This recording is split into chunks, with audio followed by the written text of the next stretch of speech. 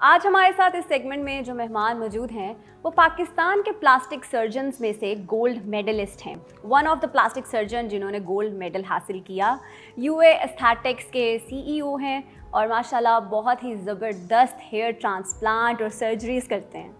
सो मिलते हैं डॉक्टर उस्मान अमीरुद्दीन से। सो डॉक्टर उस्मान, आप माशाल्लाह इतना ज़बरदस्त हेयर ट्रांसप्लांट करते हैं, सो कभी ऐसा नहीं सोचा कि मैं ख़ुद भी हेयर ट्रांसप्लांट कर लूँ, या कुछ डॉक्टर्स जिनके बाल नहीं हैं उनको भी हेयर ट्रांसप्लांट करना चाहिए? क्योंकि अक्सर ऐसा होता है कि मरीज़ जो है ना वो डॉक्टर को देख के एडमिरेशन हासिल करते हैं। सो मेरे से अक्सर ये मरीज़ सवाल करते हैं कि भाई फ़लाँ डॉक्टर से हम क्यों करवाएं, वो तो खुद गंजा है। देखिए, इंस्पिरेशन बहुत ज़रूरी है।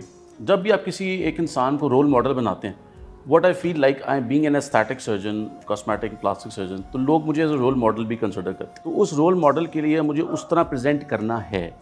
तो आई थिंक अगर मैं एज ए ले मैन जाऊँ किसी के पास, फॉर एग्जांपल हेयर ट्रांसप्लांट ही है, अगर हम उसके पास जाते हैं और वो खुद भी ही इज़ बॉल्ड, तो मैं कैसे सजेस्ट कर सकता हूँ कि व्हाट ये प्रोसीजर्स जो ये रिकमेंड कर रहे हैं, इज इट सेफ और नॉट? एग्जैक्टली। तो ये साइकोलॉजी है। A doctor who is presenting aesthetics must have that vibe of aesthetics inside, ताकि वो लोगों को काइल तो कर सके, बात तो कर सके। वो पॉजिटिव वाइब साइकोलॉजिकली वो पॉजिटिव फॉर्म में आ जाता है। अब चूँकि मैं I just came from the उम्रा, और उसमें मैंने नोट किया कि मेरे कुछ टेम्पल्स जो है ना थोड़े से रिसीड कर रहे हैं, तो I just went take the chance, और मैंने वो अल्हम्दुलिल्लाह वो जो छोटे से टेम्पल्स हैं एज यू कैन सी, मैंने वो थोड़ा सा कर लिया है, ताकि आई डोंट वांट कि कोई पेशेंट मुझे पिन पॉइंट करे, why doctor sahab you are not doing this. तो it's better you should present yourself, ताकि हम पेशेंट्स को सही गाइड भी कर सकें और हम उनकी साइकोलॉजी को भी डील कर सकें। बिल्कुल बिल्कुल ऐसा ही है ना कि जैसे आप किसी स्किन स्पेशलिस्ट के पास जा रहे हैं, जब तक आपको डॉक्टर की स्किन जो है वो अच्छी नहीं लगेगी तो आपको खुद से एक सेल्फ सेटिस्फेक्शन नहीं मिलती कि इस डॉक्टर की तो अपनी स्किन खराब है, ये हमारी स्किन क्या ठीक करेंगे। True true, very nice. या इवन डेंटिस्ट के पास अगर जाते हैं कि इनकी तो अपनी स्माइल अच्छी नहीं है, दूसरों की स्माइल कैसे एनहांस करेंगे, स्माइल कैसे करेंगे। देखिए, स्किन एक ऐसी चीज़ है, मैं समझता हूँ कि वो आपकी रूह की प्रेजेंटेशन है। ट्रू। बॉडी का अल्लाह ताला ने जो बेस्ट सबसे बड़ा ऑर्गन है ना बॉडी को, दैट इज स्किन। ट्रू। और स्किन को रिफ्लेक्ट कहाँ से आता है? Because of your face. तो अगर फेस की स्किन आपकी मेंटेन्ड है और आप इसमें मल्टीपल फैक्टर्स हैं, आप इसमें अपने आप को हाइड्रेट रखें, कुछ प्रोडक्ट्स का इस्तेमाल भी कर सकें, कुछ अपने खुश रहने की कोशिश करें। आज के ज़माने में जो स्ट्रेस लेवल्स हैं वो बहुत ज़्यादा हैं। आप किसी को नहीं कह सकते कि भाई इसका स्ट्रेस कम था या उसका स्ट्रेस ज़्यादा है। स्ट्रेस हर बंदे को है। हम लोग अगर 30 प्लस हैं तो वो 20s में भी लोगों को स्ट्रेस वही आ रहा है जो 30s लोगों को आ रहा है। तो we cannot relieve that component. तो हमें ये चाहिए कि हम अपने सारे जो पैरामीटर्स हैं स्किन को बेहतर करने के लिए वो सारे उसको फॉलो करें। ये सारी जो सर्विसेज हैं जो हेयर ट्रांसप्लांट से रिलेटेड और स्किन से रिलेटेड, अगर आपको ग्लो चाहिए तो I am there for you. U Aesthetics Lahore में भी है और डीजी खान में भी है, और हमारी एक ब्रांच हम 2 और 3 मंथ्स के बाद टर्की में भी जाते हैं। We go for that, we have a coordination. You are raising your bars internationally also. अल्हम्दुलिल्लाह, we are doing it and we are doing it very slow and steady. और you know, tortoise always wins the race. Ramzan का बाबरकत महीना है। What I feel is के रमज़ान में क्योंकि हमारी एक कोशिश होती है कि हम ज़्यादा से ज़्यादा बावज़ू रहें, नमाज जो है वो प्रॉपर टाइम के अकॉर्डिंग पढ़ें, तो मैंने जो है रोज़े में ये चीज़ फील की है कि रमज़ान में जो स्किन है वो ज़्यादा बेहतर हो जाती है। तो इसके पीछे क्या स्पिरिचुअल रीजंस हैं या it is because of the diet? जो हम एक तो इंटरमिटेंट फास्टिंग भी जो है it's good for the skin, but Ramzan में तो it's like the full time fasting. हम 13 से 14 घंटे का रोज़ा रख रहे हैं, तो रोज़ा रखने की वजह से स्किन में जो इन्हांसमेंट है वो स्पिरिचुअल है, रिलीजियस के हमारी इबादत की वजह से है, या क्या मेजर फैक्टर है? नो डाउट स्पिरिचुअल इफेक्ट्स तो देखिए चेहरे पे आते ही हैं। अगर आपने फजर की नमाज़ पढ़ी है, असर की नमाज़ पढ़ी, इसका एहतमाम करने को कहा गया, तो उसके बाद तो चेहरे पे नूर तो आना ही है। जब अल्लाह ताला ने खुद फरमा दिया है तो ये चीज़ें आपको रिफ्लेक्ट होती हैं, चाहे फेस पे हो चाहे आपकी बॉडी पे स्ट्रक्चर्स पे हो। उसके अलावा जैसे देखिए टाइम चेंज हो रहा है और हर बंदा इंटरमिटेंट फास्टिंग की तरफ भी आता है कि सुबह नाश्ता किया और रात को खाना खा लिया। तो वही जो प्लान है, अगर आप उसको उसमें लेके जाते हैं इन द स्पिरिचुअल, रमज़ान से रिलेटेड करते हैं उसको, तो आप तो वही एक सिस्टम को फॉलो करें।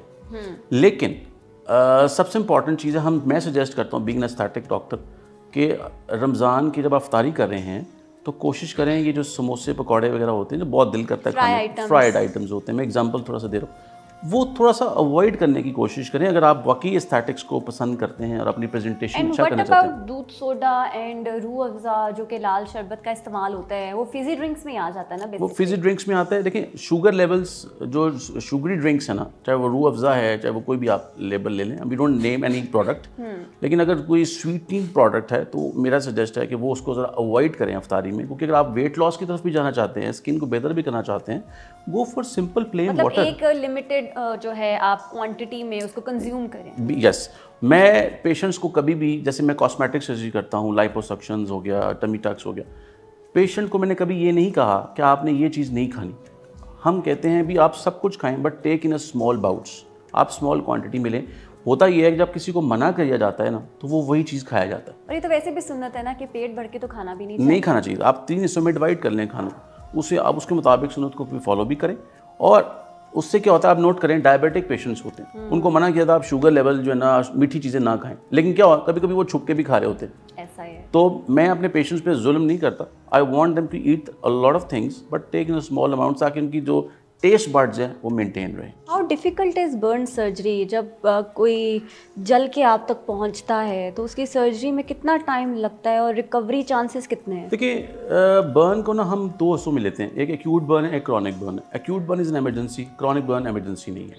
एक्यूट बर्न के अंदर देखना होता है कि बॉडी कितनी जली है, उसके मुताबिक वी हैव टू प्लान। उसका एक सेट पैटर्न्स हैं, उसकी लिक्विड फ्लूइड इनटेक की मैनेजमेंट होती है, एंटीबायोटिक्स हैं, उसकी ड्रेसिंग्स हैं, उसको वो वाला एनवायरनमेंट देना होता है जिसमें बर्न की हीलिंग की तरफ आना चाहते। तो आई एम होपफुल कि with the passage of time हम बर्न की बहुत सारी एमरजेंसीज़ को कंट्रोल कर भी रहे हैं और इंशाल्लाह फ्यूचर में करेंगे भी, because most of the countries out of country में इवन के 80% बर्न्स को भी कोशिश करें लोग बचाएं, and they are doing it, I am they are working on it, these people. तो ये पेशेंट के लिए और पेशेंट की फैमिली के लिए साइकोलॉजिकली कितना इम्पॉर्टेंट है इस चीज़ को समझना कि सर्जरी के बाद जो ट्रीटमेंट है उसमें टाइम लगेगा एंड एक सिटिंग की ट्रीटमेंट नहीं होती आफ्टर। एग्जैक्टली। बर्न की देखिए it's a full topic, it's a very vast topic. अगर एक बच्चा जल के आता है या कोई भी खातून जल के आती हैं ज़्यादातर, तो हमारी प्लान जो होते हैं उनका हम प्लान दे देते हैं कि भाई इस डे में ये करना है, इस डे में ये करना है। तो पूरा 15 डेज़ का एक प्लान होता है स्टार्ट में एक्यूट बर्न का, और मैं हर अटेंडेंट की एक ड्यूटी लगा देता हूँ कि आपने 6 घंटे की ड्यूटी आपने इस पेशेंट के साथ देनी। If everybody is willing to go with this patient तो साइकोलॉजिकली बहुत अच्छा मैनेज कर लेते हैं।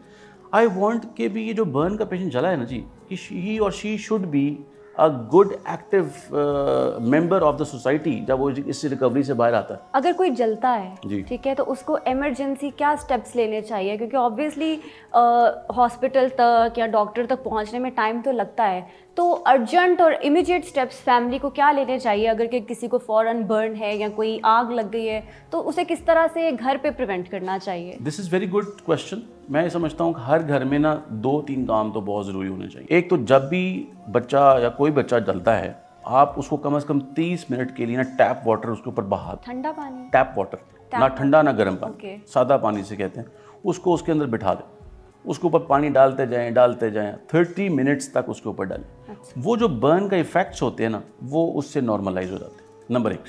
बाकी जो देसी टोटके हैं, बर्नॉल फलां और भी चीज़ें हैं, वो प्लीज़ यूज़ ना करें, उससे हम वूंड और फर्दर इन्फेक्ट कर सकते हैं। देन कम्स, घर में हर बंदा ना ज़ाइलोकेन जेल और पोलीफैक्स, ये 2 ट्यूब्स हर बंदा घर में रखे। टूथपेस्ट लगाने की जरूरत नहीं है, ये 2 चीज़ें आप लगाएंगे, आई थिंक आप उस फर्स्ट एड को हैंडल कर लेंगे जो एक डॉक्टर अपनी इमरजेंसी में करेगा। तो ये बेसिक चीज़ें हैं। वाटर इनटेक बहुत अच्छा होना चाहिए, ORS का इस्तेमाल घर में होना चाहिए। तो ये कुछ मोटी मोटी चीज़ें हैं, ये घर में होनी चाहिए। आपको मैं अक्सर देख रही होती हूँ कि आप लाइपोसक्शन जो है वो बहुत ज़्यादा कर रहे होते हैं।